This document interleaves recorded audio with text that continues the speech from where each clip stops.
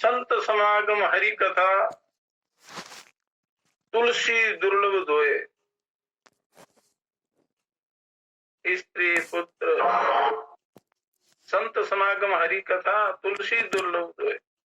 संतों का संग और हरि चर्चा संसार में बहुत मुश्किल से मिलते हैं, दुर्लभ है। धारा सुत स्त्री पुत्र धन दौलत वैभव सबके पास होता है, परंतु हरि चर्चा प्रभु की कथा सत्संग भजन कीर्तन महापुरुषों का संग बड़ी मुश्किल से मिलता है। और ये सत्संग ही मनुष्य को पार लगाता है।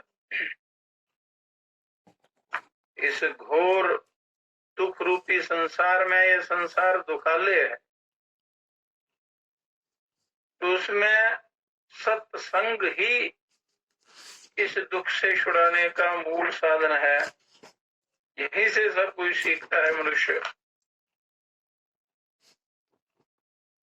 कल अनात्मा आत्मा का वर्णन किया था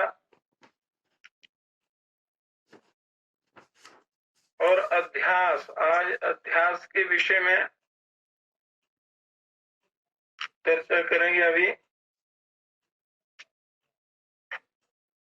कि पुरुष का, इस जीव का अनात्म वस्तुओं में अहम इस आत्म बुद्धि का होना ही जन्म मरण रूपी क्लेशों की प्राप्ति का कारण है और अज्ञान से प्राप्त हुआ बंधन है।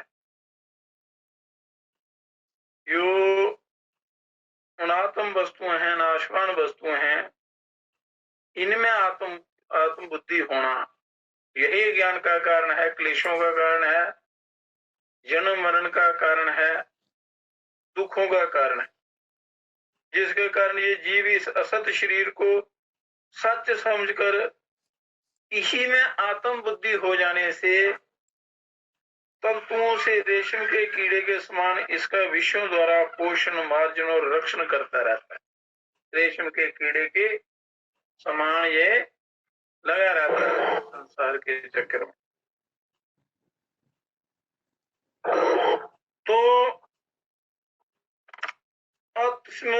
तत्बुद्धि प्रभक्ति विमूढ़स्य तमसा विवेका भावा द्वस्पृति भुजगे रज्जु श्रीष्णः तो अनर्थ भ्रातो निपत्तति सम्यगातुरधिक ततो यो असद्ग्राहा साहि भक्ति बंधा श्रृणु सखे। मूढ़ पुरुष को तमो गुण के कारण ही अन्य में अन्य बुद्धि होती है। तमो गुण के कारण, सतो रजो तमो, इन गुणों का वर्णन पीछे किया था। तो तमो गुणों के कारण इसकी बुद्धि विपरीत हो जाती है। विवेक न होने से ही रज्जु में सर्प बुद्धि होती है कि कहीं दूर रस्सी पड़ी हो, वो पूरा ज्ञान नहीं होता ये सांप है या रस्सी है। रज्जु में जो सर्प बुद्धि हो जाती है, मतलब जब संसार में हम इसको आत्म बुद्धि जब कर लेते हैं तो यहाँ धोखा होता है। ऐसी बुद्धि वाले को ही नाना प्रकार के अनर्थों का समूह आ घेरता है। जो भ्रमित बुद्धि वालों को कष्ट ही कष्ट घेर लेते हैं। अतः हे मित्र, सुन, ये जो असत ग्राह, असत्य को सत्य मानना ही बंधन है। जो असत वस्तु है, नाशवान है, उसको नित्य समझना और उसके पीछे लग जाना, यही बंधन है, यही दुखों का कारण है। इसलिए सत असत वस्तु का सही सही ज्ञान होना चाहिए। इसका प्रयत्न द्वारा सही सही जानकारी प्राप्त कर लेनी चाहिए। धीरे धीरे लगे रहना चाहिए, तो प्रभु परमात्मा वो लक्ष्य आपको मिल जाएगा, प्राप्त हो जाएगा। जो करते रहोगे भजन धीरे धीरे मिल जाएगा वो सजन धीरे धीरे। जो करते रहोगे भजन धीरे धीरे, वो मिल जाएगा सजन धीरे धीरे, मिल जाएगा वो सजन धीरे धीरे। तो अभ्यास में लगे रहना चाहिए, बड़े शांत भाव से, श्रद्धा प्रेम से, तो वो प्रभु, वो आपका लक्ष्य जो है वो मिल जाए, प्राप्त तो हो जाएगा, जीवन सफल हो जाएगा। तो झूठ को सच मानना ही बंधन है, दुखों का कारण है, जन्म मरण का कारण है। अखंड नित्याद्वय बोध शक्त्या सुफन्मात्मानमनन्तमेवं समावृणो अत्यावृति शक्ति शेष तोमयि राहुर्वार्कबिम्बम्। अखंड नित्य और अध्ययी बोध शक्ति की स्फूर्ति होते हुए अखंड ऐश्वर्य संपन्न आत्म तत्व को ये तमोमयी आवरण शक्ति इस प्रकार ढक लेती है, जैसे सूर्य मंडल को राहु ढक लेता है, सूर्य ग्रहण लग जाता है। उसी प्रकार ये तमोमयी आवरण शक्ति उस ज्ञान को ढक लेती है, उस आत्म तत्व को ढक लेती है। तो इसलिए तमोगुण से बचना है। तामसिक व्यवहार, आचार विचार व्यवहार आहार ये कभी नहीं करना है, तो उससे तमोगुण बढ़ जाता है। तमोगुण ज्ञान को ढक लेता है, फिर मनुष्य को अच्छे बुरे का ज्ञान नहीं रहता, जो मन में आता है वो करता जाता है और दुख भोगता है। अति निर्मल तेजोमय आत्म तत्व के अदृश्य होने पर पुरुष आत्म देह को ही मोह से मैं हूं ऐसे मानना लगता है। इस शरीर को ही अपना स्वरूप मानने लग जाता है। तब रजोगुण की विक्षेप नाम वाली अति प्रबल शक्ति काम क्रोध आदि अपने बंधनकारी गुणों से इसको व्यथित करने लगती है, इसको पीड़ा पहुंचाती है, दुख देती है, बड़ा कष्ट देती है। उस प्रकार महामोह ग्रह ग्रसनम ललितात्मावगमनो धियो नानावस्था स्वयं अभिनयस्तद्गुणस्तयाम् अपारे संसारे विश्व विश्व पूरे जल निधौ निमज्जो न ज्यायं भ्रमति कुमति कुत्सित गति। ये नाना प्रकार की नीच गतियों वाला कुमति जीव विश्व रूपी विश्व भरे हुए इस अपार संसार समुद्र में डूबता हुआ कुशलता महामोह रूप ग्रह के पंजे में जकड़कर आत्मा के नष्ट हो जाने से बुद्धि के गुणों का अभिमानी होकर उसकी नाना अवस्थाओं का नाट्य करता हुआ भ्रमता रहता है, भटकता रहता है, दुख भोगता रहता है। जिस प्रकार सूर्य के तेज से पैदा हुई मेघमाला सूर्य को ही ढककर स्वयं फैल जाती है, उसी प्रकार आत्मा से प्रकट हुआ अहंकार आत्मा को ही आच्छादित करके स्वयं स्थित हो जाता है। जो मेघ मंडल सूर्य से ही पैदा होता है और उसी को ढक लेता है, उसी प्रकार आत्मा से ही ये अहंकार प्रकट होता है और उसी को आच्छादित कर देता है और स्वयं स्थित हो जाता है और इस जीव को भ्रमित कर देता है। आवरण शक्ति और विक्षेप शक्ति, ये इनका क्या प्रभाव होता है? कबल तदी तदिन्नाथे दुर्हिणे सांद्र मेघैर्व्यथैति हिम जंजा वायु रुग्नो रुग्घुरो यथे दानम अविरत तमस्था तमन्यावृते मूढ़ बुद्धिम क्षप्यति बहु दुखे तीव्र विक्षेप शक्ति। कि जिस प्रकार किसी दुर्दिन में, जिस दिन आंधी मेघ आदि का विशेष उत्पात होता है और सघन मेघ के द्वारा सूर्य देव के आच्छादित हो जाने पर, ढक जाने पर अति भयंकर और ठंडी ठंडी आंधी सबको खिन्न कर देती है, दुखी कर देती है। उसी प्रकार बुद्धि के निरंतर तमोगुण से आवृत होने पर, बुद्धि को जब तमोगुण घेर लेता है, तमोगुण से आवृत होने पर मूढ़ पुरुष को विक्षेप शक्ति नाना प्रकार के दुखों से संतप्त करती है। मल विक्षेपावरण, विक्षेप शक्ति जो है वो उसके ज्ञान को ढक लेती है और इस जीव को दुखी करती है। इसलिए इन गुणों से आपने बचने का प्रयत्न करना है, इन गुणों का सदुपयोग करना है अपने कल्याण के लिए। आपके पास सारे साधन हैं, समय है, शरीर रूपी इतना महान साधन है, रथ है आत्म कल्याण का, पर इन गुणों के चक्कर में फंसकर ये जीव बहानेबाजी करता है और सत्य को त्याग देता है, असत्य का सहारा लेता है, इसलिए ये दुखी रहता है। एताभ्यामेव शक्तिभ्यं बन्धाः पूषा समागत याम्या विमोहितो देहं मत्पात्मानं ब्रह्मत्येयम्।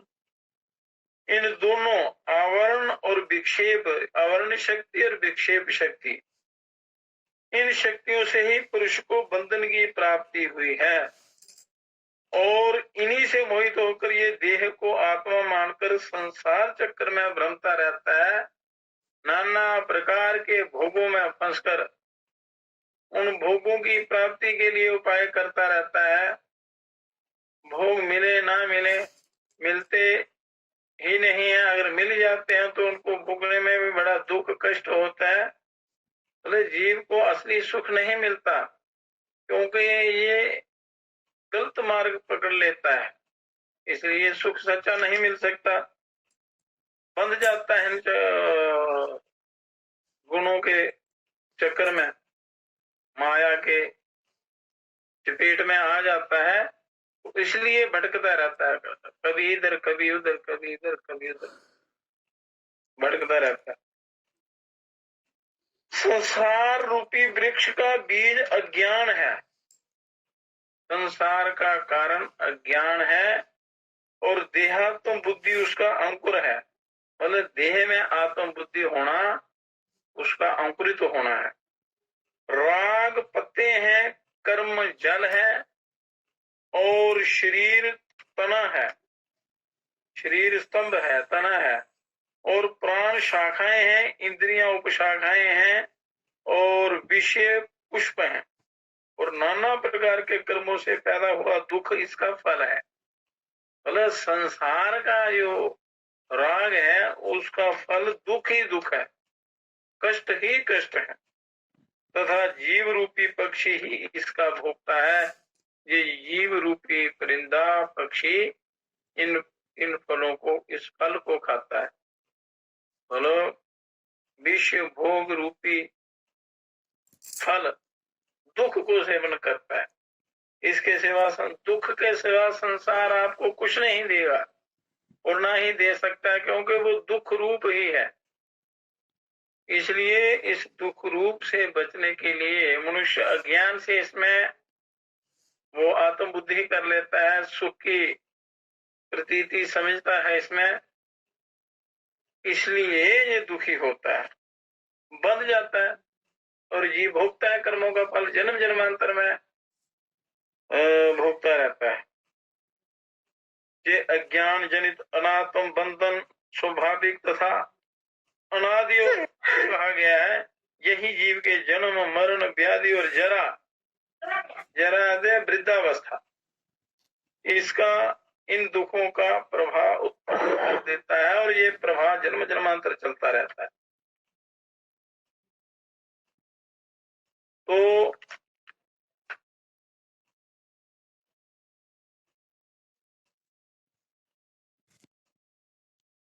बुद्धि आत्मा का गुण है,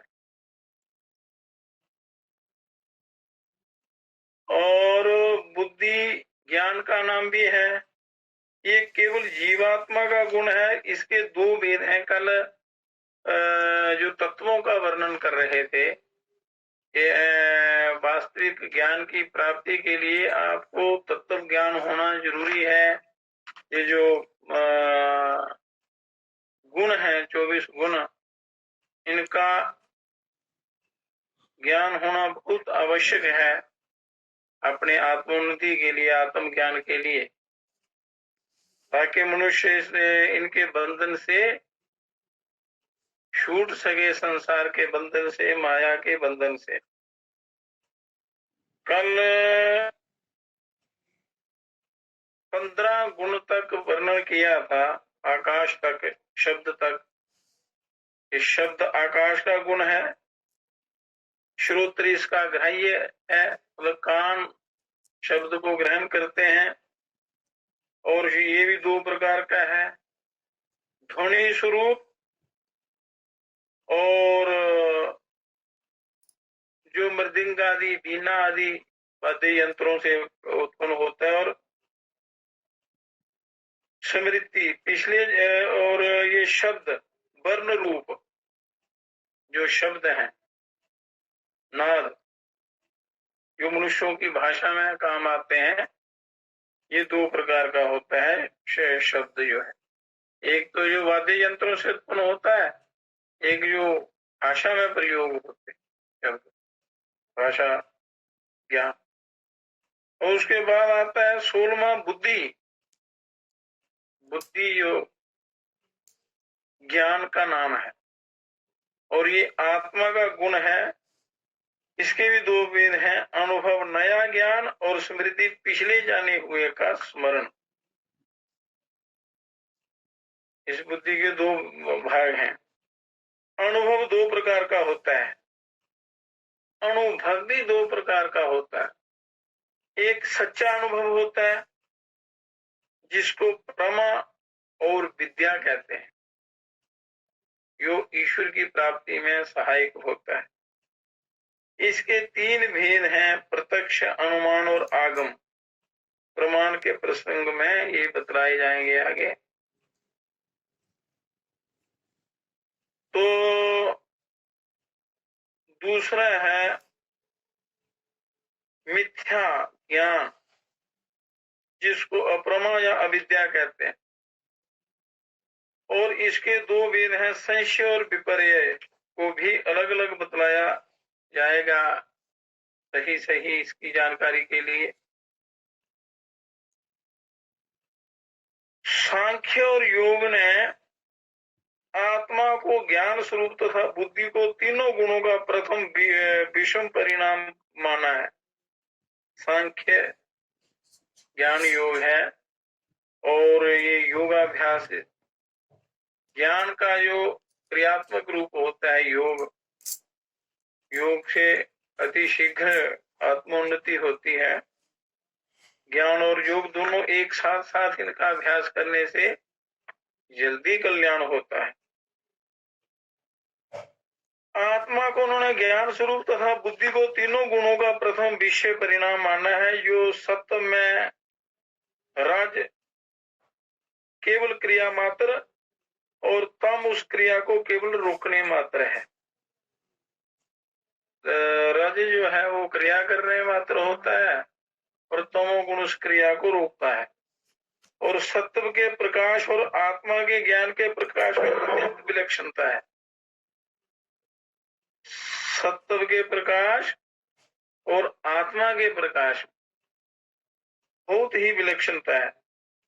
फिर भी बुद्धि में सत्व की स्वच्छता और निर्मलता के कारण आत्मा के ज्ञान के प्रकाश को ग्रहण करने की अनादि योग्यता है। इसलिए इस मनुष्य को उस आत्म तत्व की प्राप्ति के लिए प्रयत्न करना है। पर पहले इसकी जानकारी अच्छी प्रकार कर लेनी चाहिए, तो फिर मन उस आत्मा में लगता है। ये आत्मा के ज्ञान से प्रकाशित हुई बुद्धि किसी न किसी ज्ञान इंद्रिय द्वारा बहिर्मुख होकर नाना प्रकार के असली और नकली आकारों में परिणित होती रहती है। और ये ज्ञान तथा अज्ञान का परिणाम बुद्धि में ही होता है।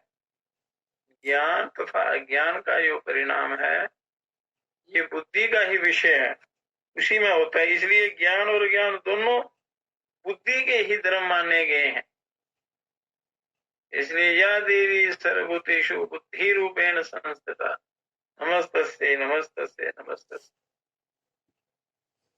बुद्धि रूप में वही जग जननी मूल प्रकृति जगदम्बा विराजमान है सब। इसलिए ज्ञान अज्ञान दोनों बुद्धि के ही धर्म है, किंतु बुद्धि जड़ है। ज्ञान ज्ञान बुद्धि के धर्म है, पर बुद्धि जड़ है, इसलिए उसको इस ज्ञान और अज्ञान का बोध नहीं होता, ज्ञान नहीं होता। इसका बोध आत्मा को होता है, बुद्धि को नहीं।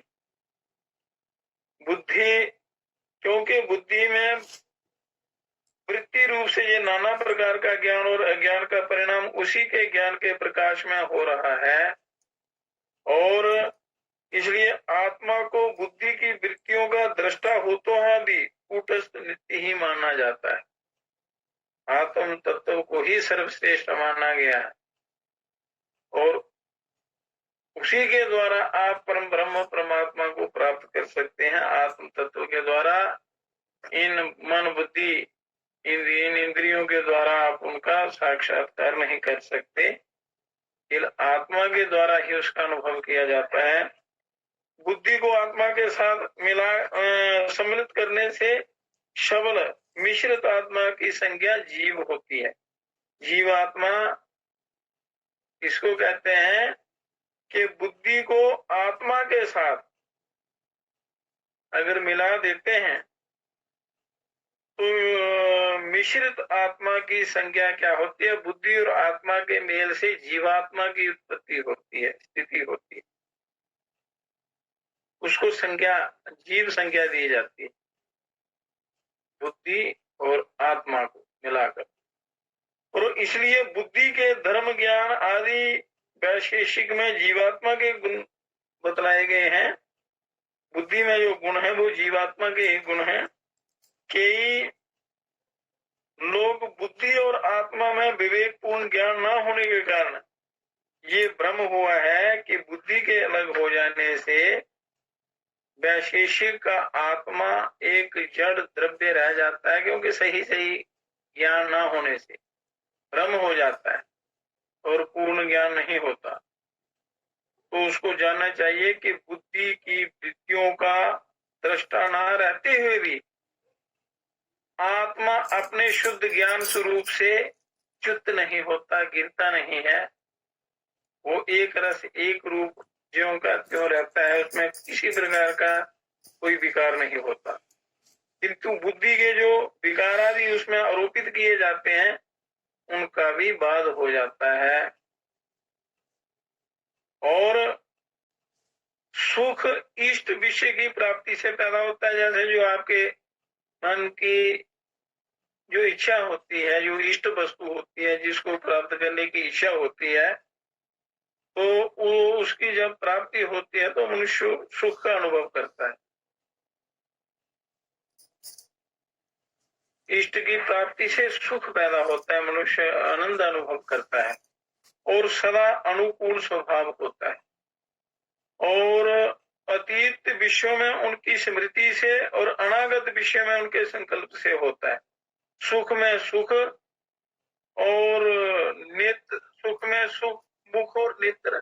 सुख जब प्राप्त होता है तो मुख और नेत्र खिल जाते हैं, बड़ी प्रसन्नता आनंद का अनुभव होता है। विज्ञानियों को जो विषय और उनकी स्मृति तथा संकल्प के बिना सुख होता है वह विद्या शांति संतोष और धर्म विशेष से हो। विद्या शांति संतोष और धर्म विशेष से सच्चा सुख प्राप्त होता है।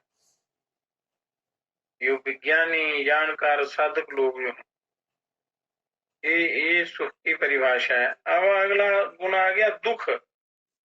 ये इष्ट के वियोग या अनिष्ट की प्राप्ति से पैदा होता है। जो आप इच्छा करते हैं वो वस्तु प्राप्त ना हो, या जो इष्ट वस्तु है उसका वियोग हो जाता है, या अनिष्ट की प्राप्ति होती है, कोई कष्ट आ जाता है जो आप नहीं चाहते हैं वो आपके सामने आ जाता है, और सदा प्रतिकूल स्वभाव होता है।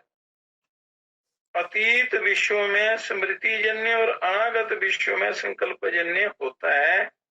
दुख में दुख मुख मुरझा जाता है और दीनता आ जाती है। जब दुख आता है तो मनुष्य का चेहरा मुरझा जाता है और बड़ी दीनता, दीनहीन हो जाता है। और फिर इसका अगला गुण आ गया इच्छा, 19वां गुण। अपने लिए या दूसरों के लिए किसी अप्राप्त वस्तु की प्रार्थना करना, चाहना कर, इच्छा करना किसी प्रकार, किसी वस्तु की अपने लिए या दूसरे के लिए, दूसरे के स्वास्थ्य की इच्छा करना या और संसारिक पदार्थों की प्राप्ति की इच्छा करना। तो किसी वस्तु को इष्ट साधक या अनिष्ट निवारक जानकर उसमें इच्छा होती है। इच्छा दो प्रकार की होती है, फल की इच्छा और उपाय की इच्छा। उपाय करेंगे इससे क्या फल होगा, एक तो उपाय की इच्छा होती है, फिर फल की इच्छा होती है। फल सुख की प्राप्ति और दुख की निवृत्ति है और सब उसके साक्षात और परंपरा से उपाय हैं। अब आगे आता है द्वेष। ये द्वेष क्या है? ये 20वां गुण है। प्रज्वलन स्वरूप द्वेष है, जो किसी के साथ द्वेष करना, बुरी भावना रखना, जलन होना, ये प्रयत्न स्मृति धर्म और अधर्म का हेतु है। अधर्म का हेतु है द्वेष। द्वेष से मारने या जीतने का प्रयत्न होता है। जब द्वेष पैदा होता है तो या तो मनुष्य दूसरे को मारने की कोशिश करता है या उसको जीतने का प्रयत्न करता है। जिससे द्वेष होता है उसकी बार बार स्मृति होती है। जिस व्यक्ति से या वस्तु से द्वेष होता है, द्वेष भाव मतलब बुरी भावना, उसको उसकी बार बार स्मृति होती है, बार बार उसका मन में चिंतन होता है। तो दुष्टों से द्वेष में धर्म और श्रेष्ठों से द्वेष से अधर्म होता है। श्रेष्ठों में द्वेष से अधर्म होता है। ये दुष्टों से अगर द्वेष करेंगे तो धर्म माना जाएगा और श्रेष्ठों में द्वेष से अधर्म होता है, पाप होता है। क्रोध, द्रोह, मन्यु, अक्षमा और अमर्ष ये द्वेष के भेद हैं। ये द्वेष के कारण होते हैं। जैसे क्रोध आदि, क्रोध, द्रोह इत्यादि। तो इसलिए द्वेष भी बड़ा घातक होता है। ये 20वां गुण है। अब 21वां गुण है प्रयत्न। प्रयत्न, उद्योग, उत्साह जो है वो प्रयत्न है। किसी काम कर रहे, किसी भी काम के करने की जो स्वभाव होता है, इच्छा होती है, लगन होती है, उत्साह होता है, वो उत्साह ही प्रयत्न है। ये दो प्रकार का होता है। प्रयत्न भी दो प्रकार का होता है कि जीवन पूर्वक जो सोए हुए के प्राण और अपान आदि को चलाता है। तो जो व्यक्ति सो जाता है तो शरीर के अंदर जो प्रयत्न चलता रहता है, श्वास प्राण अपना काम करते रहते हैं, हृदय अपना काम करता रहता है, सोए हुए भी उसका संचालन होता रहता है। और जागृत काल में अंतःकरण का इंद्रियों के साथ संयोग कराता है। जब जागृत काल में अंतःकरण का इंद्रियों के साथ संयोग हो जाता है। ईर्ष्या द्वेष पूर्वक हित के साधनों के ग्रहण में ईर्ष्या पूर्वक प्रयत्न होता है और दुख के साधनों के परित्याग में द्वेष पूर्वक। ये इसलिए ये दो प्रकार का होता है। ये 21वां गुण आ गया, इसका ये स्वभाव है। अब 22वां 23वां गुण आगे धर्म अधर्म। धर्म क्या है, अधर्म क्या है, इसका वो इनका वर्णन। वेद विहित कर्मों से धर्म पैदा होता है, मतलब वेदों में जो कर्तव्य कर्म बताए हैं उनको करने से धर्म की उत्पत्ति होती है, और ये पुरुष का गुण है, कर्ता के प्रिय हित और मोक्ष का हेतु होता है। धर्म से, धर्म जो है वो मोक्ष का हेतु है, और वेदों के अनुसार जो आचरण करता है तो उससे धर्म की उत्पत्ति होती है, और धर्म जो है वो मोक्ष का हेतु होता है। हर प्रकार के सुख का हेतु, हर प्रकार के कल्याण का हेतु धर्म है। तो इसके विपरीत प्रतिशत कर्मों से अधर्म उत्पन्न होता है। जो शास्त्र विरुद्ध मनुष्य कर्म करता है या दूसरों को दुख देने के लिए करता है, ये कर्ता के अहित और दुख का हेतु होता है। धर्म और अधर्म को अदृष्ट कहते हैं, इनका अदृश्य फल होता है, अदृष्ट फल होता है। इसलिए धर्म ही सदा, धर्म का ही आचरण करना चाहिए, अधर्म का नहीं। ये 22 में 23 में गुण है। और 24वां गुण आ गया संस्कार। मनुष्य के अंदर ये गुण होते हैं सारे। ये 3 प्रकार का होता है, संस्कार 3 प्रकार का होता है। वेग, वेग संस्कार एक पहला है वेग। तो ये पृथ्वी, जल, तेज, वायु और मन, इन 5 द्रव्यों में क्रम से पैदा होता है वेग। ये मन का वेग, ये जल का वेग, ये वायु का वेग, ये अग्नि का वेग। तो और अगले कर्म का हेतु होता है। इन 5 द्रव्यों से वेग पैदा होता है, और अगला जो कर्म होता है उसका हेतु होता है, उसका कारण होता है। और भावना, दूसरा है भावना। ये अनुभव से पैदा होता है, स्मृति और पहचान का हेतु है। और विद्या, शिल्प, व्यायाम आदि में बार बार के अभ्यास से इस संस्कार का अतिशय होता है, और उसके बल से उस विषय में निपुणता आती है। और तीसरा है स्थिति स्थापक, अन्यथा किए हुए को फिर उसी अवस्था में लाने वाला संस्कार स्थिति स्थापक कहलाता है। ये तीसरा संस्कार है, जिससे टेढ़ी की हुई शाखा छोड़ने से फिर सीधी हो जाती है। संस्कार स्पर्श वाले द्रव्यों में रहता है, स्पर्श वाले जो द्रव्य हैं उनमें संस्कार रहता है। इस प्रकार ये 24 गुण हैं इस शरीर के। तो इन 24 गुणों से रूप, रस, गंध, स्पर्श, शब्द, गंध, स्पर्श, स्नेह, सांसिधिक, द्रव्यत्व, बुद्धि, सुख, दुख, ईर्ष्या, द्वेष, प्रियतन, धर्म, अधर्म, भावना, संस्कार, शब्द, ये विशेष गुण हैं। और क्योंकि ये एक द्रव्य को दूसरे द्रव्य से निखेरते हैं, एक द्रव्य को दूसरे द्रव्य से निखेरते हैं, निखरता है, स्वच्छता आती जाती है।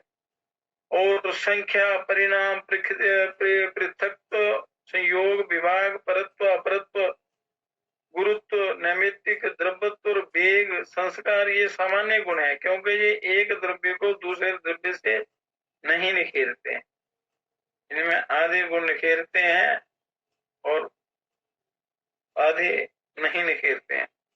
आयात कर्म, कर्म क्या है? चलना, हरकत करना रूप कर्म है। ये 5 प्रकार का होता है। कर्म भी 5 प्रकार का होता है। ये है उत्क्षेपणम, अविक्षेपणम, आकुंचनम, प्रसारणम, गमनमिति कर्माणि।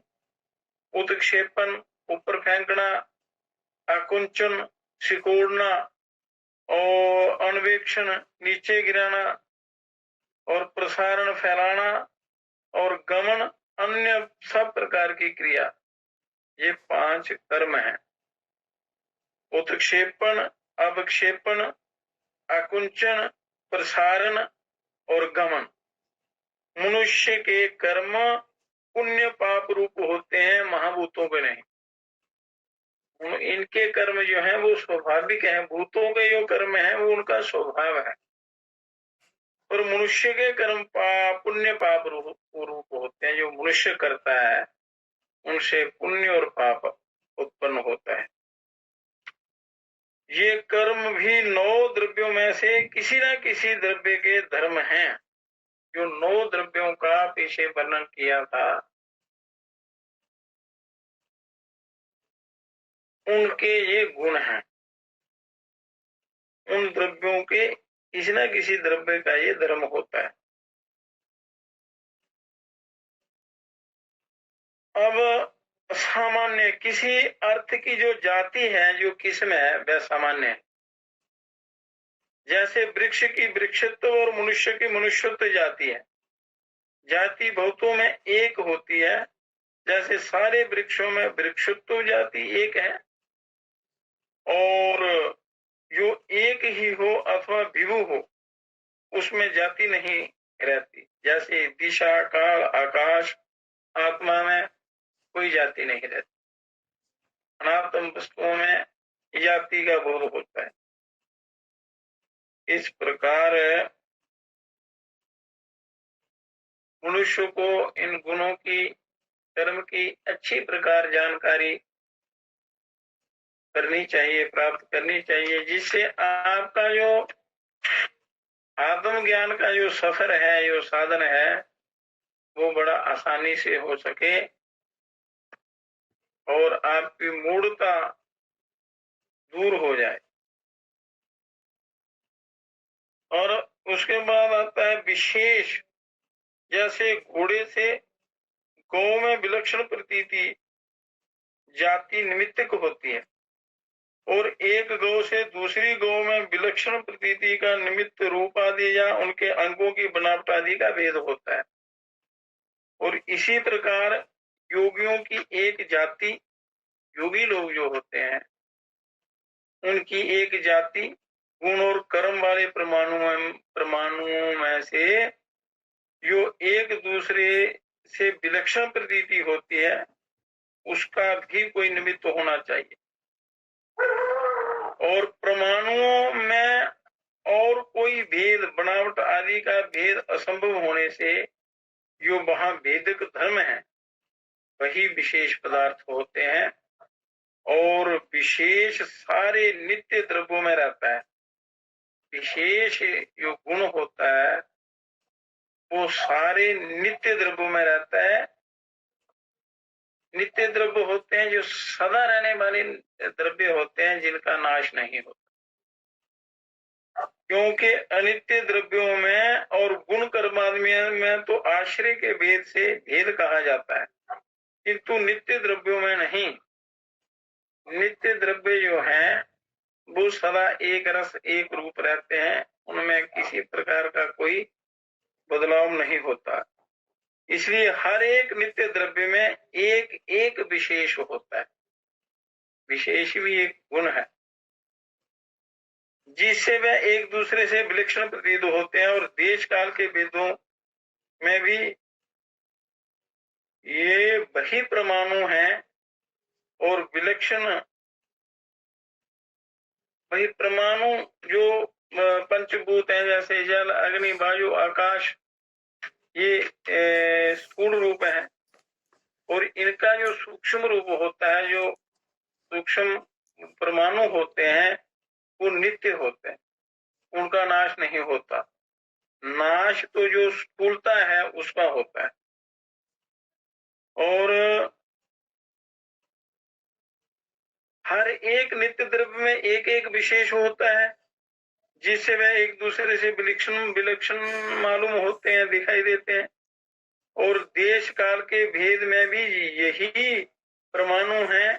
ये पहचान जो योगियों की होती है, इसका निमित्त भी विशेष पदार्थ है। योगियों को जो इसका दिव्य ज्ञान होता है, उसका भी निमित्त कारण कोई विशेष वस्तु है, विशेषता है। अर्थात पहचान और विलक्षण प्रतीति इसी निमित्त से होती है। और जैसे गौ में गोतु जाति से और शुक्ल में शुक्लत्व गुण से, और वे निमित्त परमाणुओं में कोई ना कोई होने से उनमें भी अवश्य कोई अलग ऐसा पदार्थ है जो पहचान और विलक्षण प्रतीति का निमित्त होता है, वही विशेष पदार्थ है। इसमें जो विशेष पदार्थ की व्याख्या की गई है कि विशेष क्या है, विशेष हमेशा नित्य वस्तु में रहता है, उसका विशेष गुण होता है तभी वो नित्य होता है। इस विशेष पदार्थ का पता इसी दर्शन से लगाया गया है, इसलिए इसको वैशेषिक दर्शन कहते हैं दर्शन शास्त्रों में। और समवाय मतलब संबंध, समवाय संबंध सदा दो में होता है। जैसे कुंडे और दही का संबंध है, कुंडे में दही जैसे रहता है, उन दोनों का संबंध है। इनमें से दही कुंडे से और कुंडा दही से अलग भी रहता है और इकट्ठे भी रहते हैं। ऐसे संबंध को संयोग कहते हैं। और किंतु जो ऐसा घना संबंध है कि संबंधी ना अलग अलग थे और ना अलग हो सकते हैं, जैसे गुण गुणी का संबंध, गुण और गुणी का संबंध, वहां संबंध को समवाय कहते हैं। समवाय कहते हैं कि जो संबंध अलग ना हो सके, इतना जो बड़ा गहरा संबंध है, जो अलग अलग ना थे ना हो सकते हैं, जैसे गुण गुणी का संबंध, वहां संबंध को समवाय कहते हैं।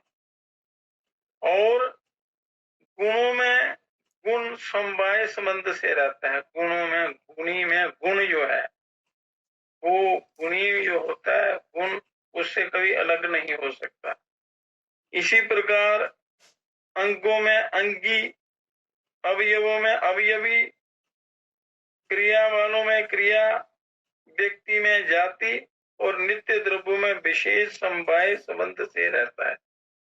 समवाय इसको कहते हैं जो नित्य संबंध रहता है, जिसका वियोग नहीं होता। अब अगला आता है अभाव पदार्थ। अभाव क्या है?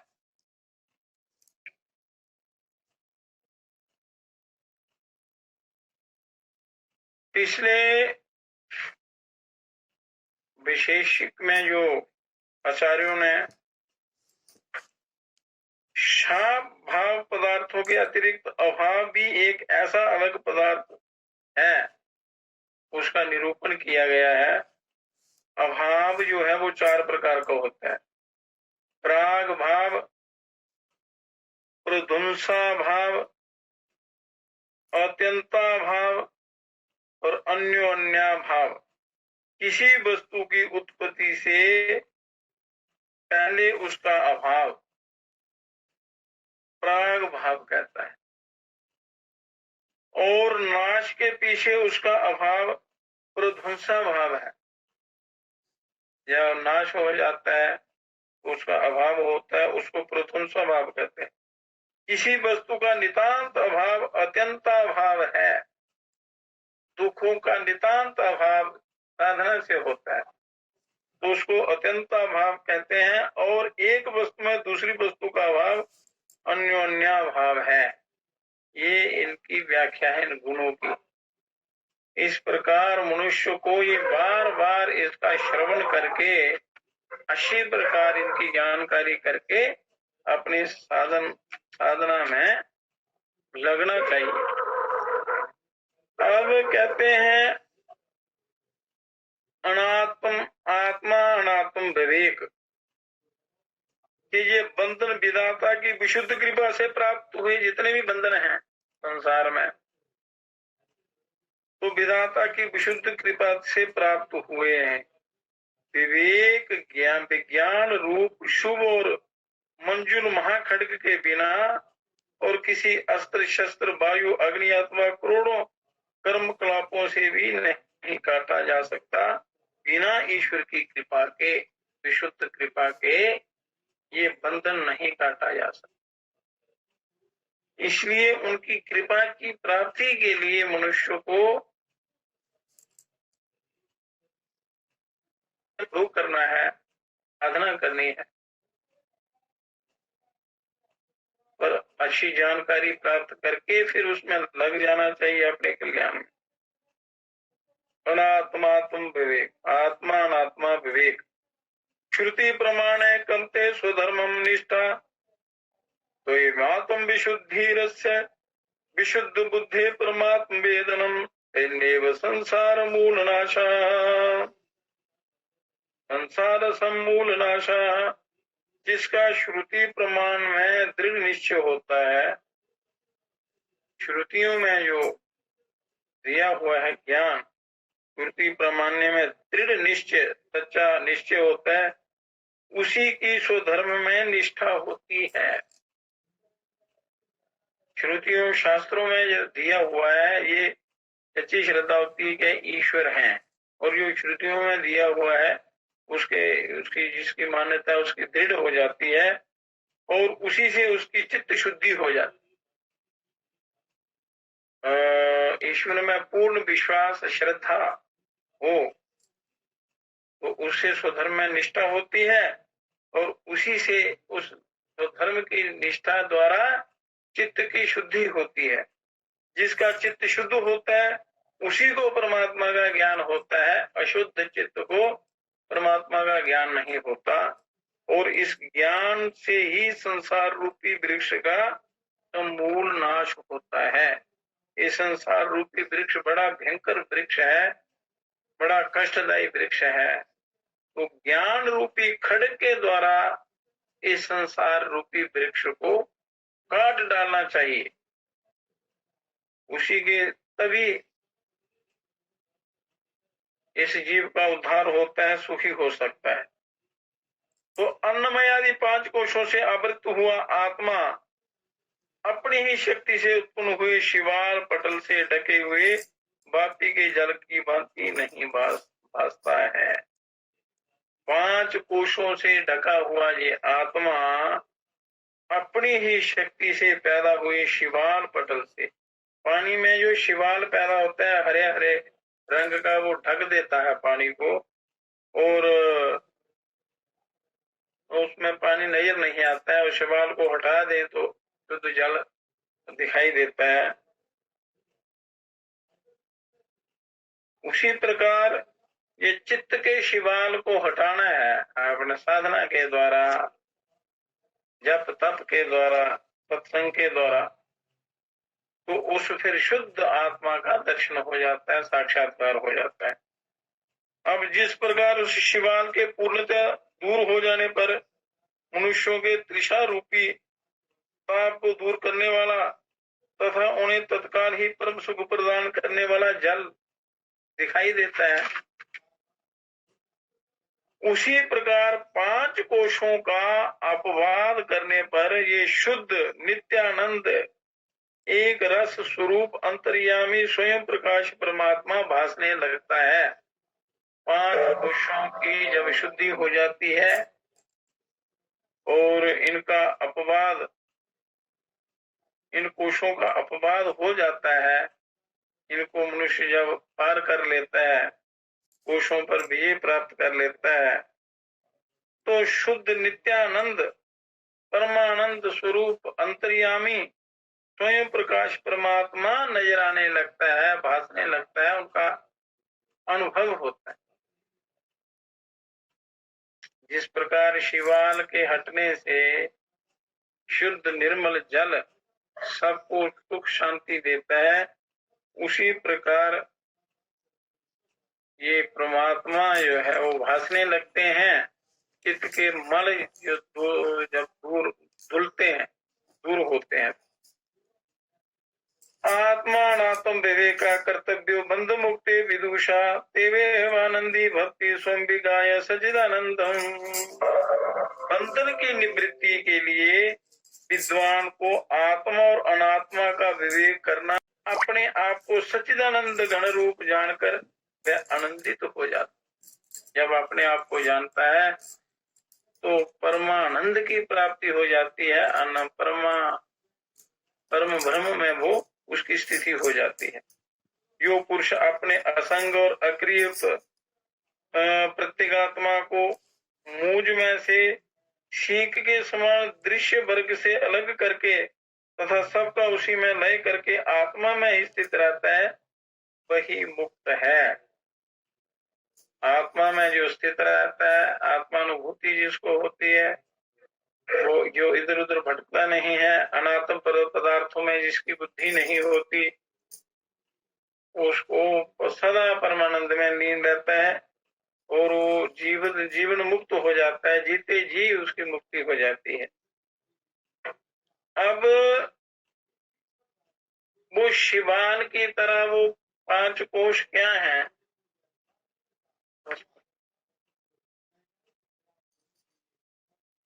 आए हैं प्रभु जी के दरबार, आत्म प्रकाश कर देना।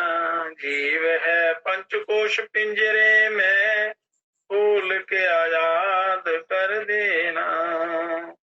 ये जीवात्मा, परमानंद स्वरूप जीवात्मा पंचकोशों में बंधा हुआ है और उनमें बंधा हुआ ये जीव सुख दुख भोगता है। पाप पुण्य के द्वारा सुख दुख अनेक जोड़ियों में भटकता रहता है। तो वो 5 कोश क्या हैं इस शरीर के? उन 5 कोशों को पार करके आपने उस परमात्मा को प्राप्त करना है। उस विज्ञानमय आनंद को, परमानंद को, आनंदमय परिपूर्ण ब्रह्म परमात्मा को करना है। तो अब पहला जो अन्नमय कोश है, इनकी जानकारी होना बहुत आवश्यक है। पर जो मनुष्य के कर्तव्य कर्म हैं, शास्त्रों में दिए हुए हैं, जो आपके नित्य कर्म, निमित्तिक कर्म या शरीर के धर्म हैं, या जो भी आश्रम है उसके धर्म हैं, जो एक दूसरे के प्रति धर्म हैं, उनका यथावत पालन करते हुए आपने अंतःकरण की शुद्धि करते हुए परमात्मा को प्राप्त करना है। अब अन्नमय कोश का वो करते हैं व्याख्या कि देहो अन्न भवनो अन्नमयस्तु कोश शजानेन जीवति विनश्यति तद्विहीना त्वकर्म मासु रुधिर स्थित पुरी शिराशिनायम स्वयं भवितुमर्हति नित्य शुद्धा। अन्न से पैदा हुआ ये देह ही अन्नमय कोश है। ये शरीर अन्न की उपज है, अन्न से ही पैदा होता है। ये जो अन्न से ही जीता है और उसके बिना नष्ट हो जाता है। ये अन्न पर ये जीवित रहता है। और ये त्वचा, चर्म, मांस, रुधिर, अस्थि और मल आदि का समूह स्वयं नित्य शुद्ध आत्मा नहीं हो सकता। इसको अन्नमय कोश कहते हैं। ये स्थूल शरीर जो है ये दिखाई देता है। ये जन्म से पूर्व और मृत्यु के पश्चात भी नहीं रहता, जन्म के पहले भी नहीं होता और मृत्यु के बाद भी नहीं रहता। क्षण में जन्म लेता है और क्षणिक गुण वाला है और अस्थिर स्वभाव वाला है तथा अनेक तत्वों का संघात जड़ और घट के समान दृश्य है। और फिर ये भाव विकारों का जानने वाला अपना आत्मा कैसे हो सकता है? ये अन्नमय कोश, ये स्थूल देह जो है ये भी आत्मा नहीं है। ये हाथ पैर वाला शरीर आत्मा नहीं हो सकता, क्योंकि उसके अंग भंग होने पर भी अपनी शक्ति का नाश ना होने के कारण पुरुष जीवित रहता है। कोई अंग काट दिया जाता है तब भी मनुष्य जीवित रहता है। इसके सिवा जो शरीर स्वयं शासित है, वह शासक आत्मा कभी नहीं हो सकता।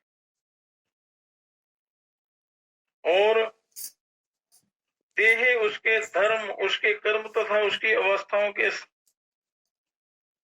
से पृथकता स्वयं ही स्वतः सिद्ध है।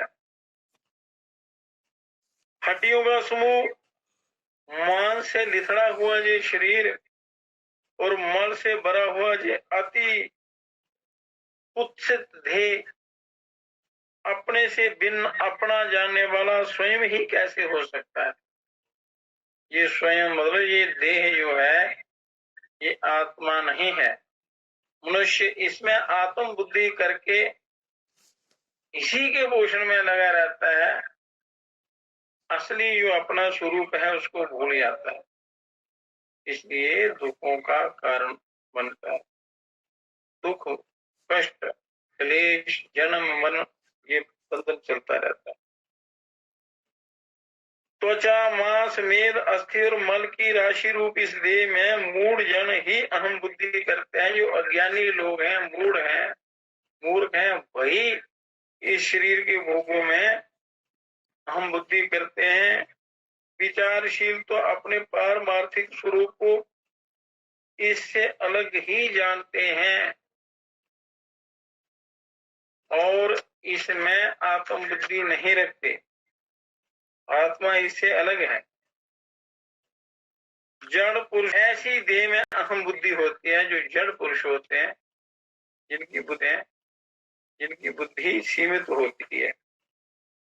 विद्वान जो शास्त्रों को जानने वाले हैं, शास्त्रज्ञ जो लोग हैं, उनकी जीव में और विवेक विज्ञान युक्त महात्मा की मैं ब्रह्म हूँ ऐसी सत्य आत्मा में ही अहम बुद्धि है होती है।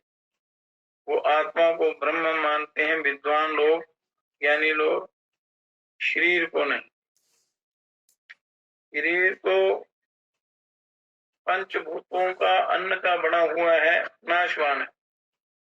आत्मा अविनाशी है, उसका कभी नाश नहीं होता।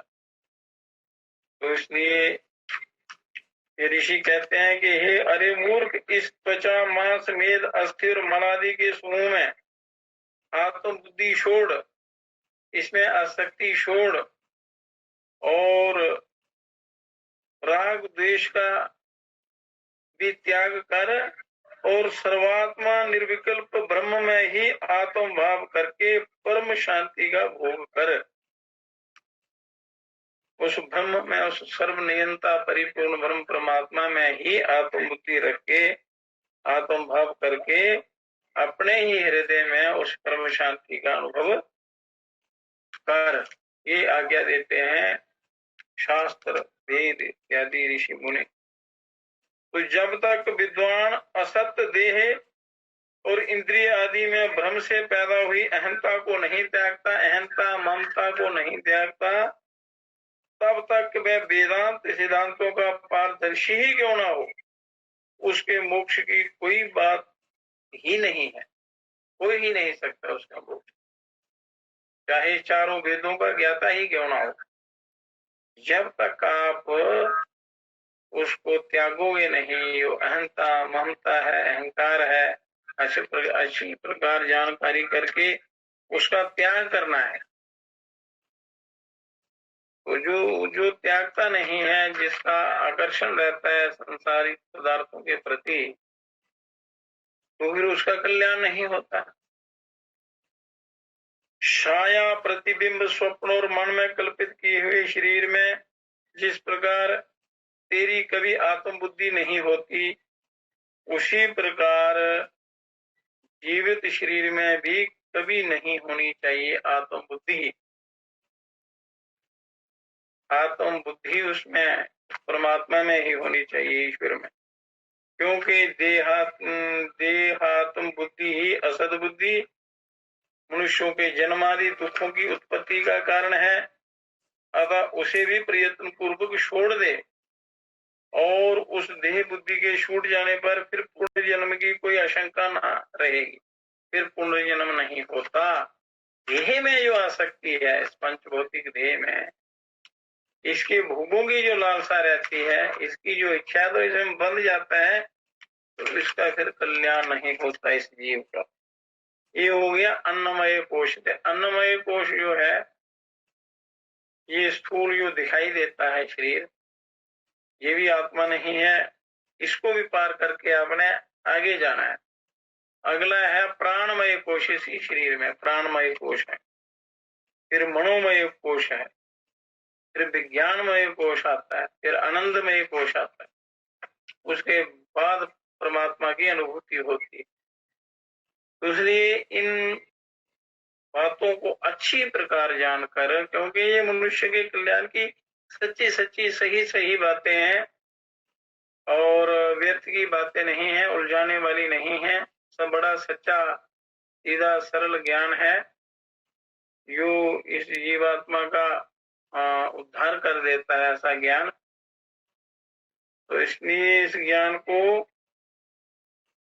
प्रयत्न के द्वारा इसको धारण करना चाहिए, इसका अभ्यास करना, तभी कल्याण हो सकता है। वह आता है प्राणमय कोश। दूसरा कोश जो है, 5 कर्मेंद्रियों से युक्त ये प्राण ही प्राणमय कोश कहलाता है। जो प्राण चलता है शरीर के अंदर, जिससे सारे शरीर का संचालन होता है, और जिससे युक्त ये अन्नमय कोश अन्न से तृप्त होकर समस्त कर्मों में प्रवृत्त होता है। ये प्राणमय कोश से युक्त है अन्नमय कोश। अन्नमय कोश भी इस प्राणमय कोश से शक्ति प्राप्त करके अपनी स्थिति बनाए रखता है। प्राणमय कोश भी आत्मा नहीं है, ये अन्नमय कोश से सूक्ष्म है, पर ये भी आत्मा नहीं है। और क्योंकि ये वायु का विकार है, वायु के समान ही बाहर भीतर आने जाने वाला है और नित्य परतंत्र है और बंधा हुआ काम करता है। और ये कभी अपना इष्ट अनिष्ट, अपना पराया कुछ भी नहीं जानता। प्राणमय कोश। इसके बाद आता है मनोमय कोश। ज्ञानेन्द्रियाणि च मनश्च मनोमया स्यात् कोशो मम अहमिति वस्तु विकल्प हेतु संज्ञादि वेद कलनाकलितो बलियाम तत्पूर्व कोशमीव पूर्व विश्रे विजृंभते याः शमी पूर्य विजृंभते यः। ये ज्ञानेन्द्रियां और मन ही मैं, मेरा आदि विकल्पों का हेतु मनोमय कोश है। जो नामादि वेद कलाओं से जाना जाता है और बड़ा बलवान है तथा पूर्व कोशों को व्याप्त करके, तो मोक्ष का कारण भी यही है। उसके बाद उसके नष्ट होने पर सब नष्ट हो जाता है। मन अगर काबू में आ गया तो सारा संसार मनुष्य जीत लेता है, और उसी के जागृत होने पर सब कुछ प्रतीत होने लगता है। मन के नष्ट होने पर नष्ट, और मन के जागने पर जागृत हो जाता है। जिससे कोई पदार्थ नहीं होता, उस स्वप्न में मन ही अपनी शक्ति से संपूर्ण भोग आदि प्रपंच रचता है। स्वप्न जब मनुष्य देखता है तो बिना पदार्थों के कई पदार्थ आपको दिखाई देते हैं, अनुभव होता है। बहुत दृश्य देखता है मनुष्य, जैसे उसको सत्य जगत प्रतीत हो रहा है, ऐसा स्वप्न में अनुभव होता है, पर जागने पर वो होता नहीं है। जिनमें कोई पदार्थ नहीं होता, स्वप्न में कोई पदार्थ होता ही नहीं है, वो मन की ही कल्पना है। उसी प्रकार जागृति में भी और कोई विशेषता नहीं है, अतः ये सब मन का ही विलास मात्र है। इसलिए मन को काबू करने का प्रयत्न करना चाहिए। और सुषुप्ति काल में मन के लीन हो जाने पर कुछ भी नहीं रहता। जब सुषुप्ति अवस्था होती है तो उसमें मन लीन हो जाता है, तो कोई चंचल नहीं रहता, शांत रहता है। ये बात सबको मालूम है। अतः इस पुरुष का ये संसार, इस पुरुष मतलब जीवात्मा का ये संसार मन की कल्पना मात्र ही है, वस्तुता नहीं है, असलियत में है नहीं।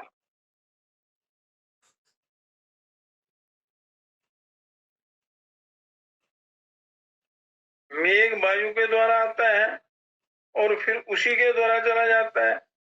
इसी प्रकार मन से ही बंधन की कल्पना होती है और उसी से मोक्ष होता है। वायुना नीयते मेघा पुनस्तेनेव नीयते मनसा कल्पते बंधो मोक्षे स्थितेनेव कल्पते।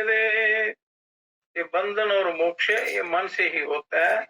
तो मन की गति जिस तरफ जाती है, अगर बंधन की तरफ जाए, संसार की तरफ जाए, विषय वासना की तरफ जाए तो बंधन हो जाता है, और ये परमात्मा की तरफ जाए तो मोक्ष हो जाता है। तो इसलिए ये तीसरा आ गया मनोमय कोश। अब इसकी और भी आगे व्याख्या है, वो कल करेंगे। मनोमय कोश, फिर आगे आता है विज्ञानमय कोश, फिर आगे आएगा आनंदमय कोश। तो उन कोशों को धीरे धीरे पार करके अपने आत्मा की तरफ जाना है। तो वो कैसे करने हैं, वो योग की विधियां और इनका वर्णन ये कल करेंगे। हम आज की कथा समाप्त करते हैं।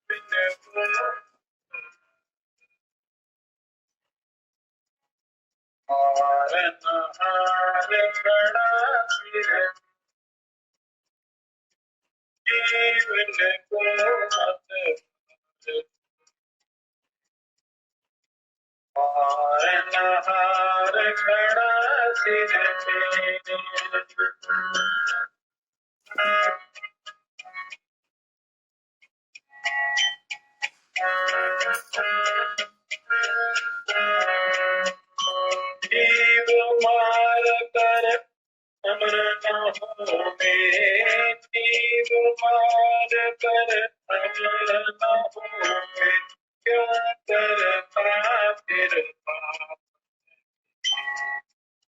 और नहार खड़ा सिर पे, जीवन को मत हार। और नहार खड़ा सिर पे,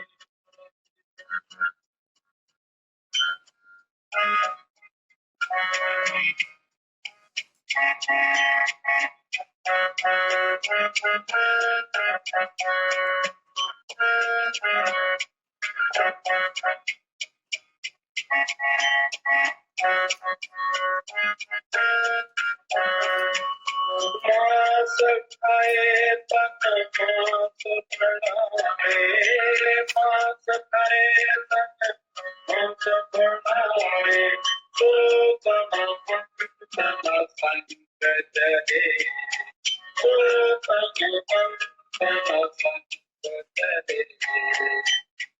और नहार खड़ा सिर पे, जीवन को मत हार।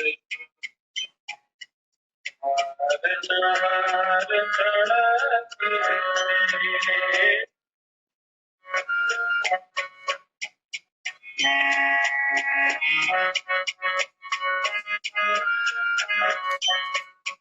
ईश्वर के सब पुत्र बराबर, ईश्वर के सब पुत्र बराबर, नीच ऊंच नैन मत ही, नीच ऊंच मत नैन। और नहार खड़ा सिर पे, जीवन को मत हार। और नहार खड़ा सिर पे, ब्रह्मानंद दयाधर मन में, ब्रह्मानंद दयाधर मन में, ज्ञान नहार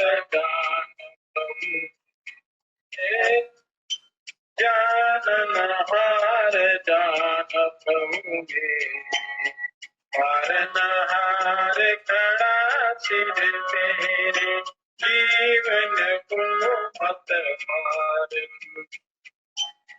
पालनहार खड़ा सिर तेरे, पालनहार खड़ा सिर तेरे, पालनहार खड़ा सिर तेरे।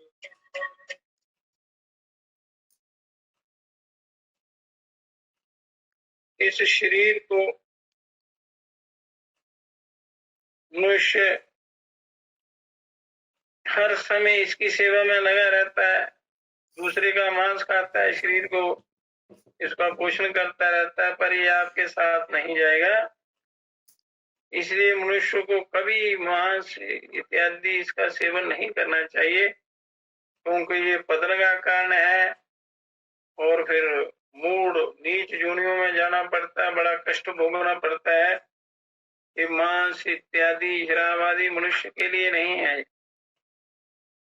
तो मांस खा खा करके शरीर को बड़ा करके पाप कमाते हो, ये नहीं करना चाहिए, क्योंकि यही छोड़कर ये चले जाना है, शरीर साथ जाएगा नहीं, यही विष्ठा कीड़े खा जाएंगे इसको, और जो पाप कर्म होगा तो वही आपके साथ जाएगा, या धर्म या पुण्य पाप। तो इसलिए पाप कर्म नहीं कमाना चाहिए।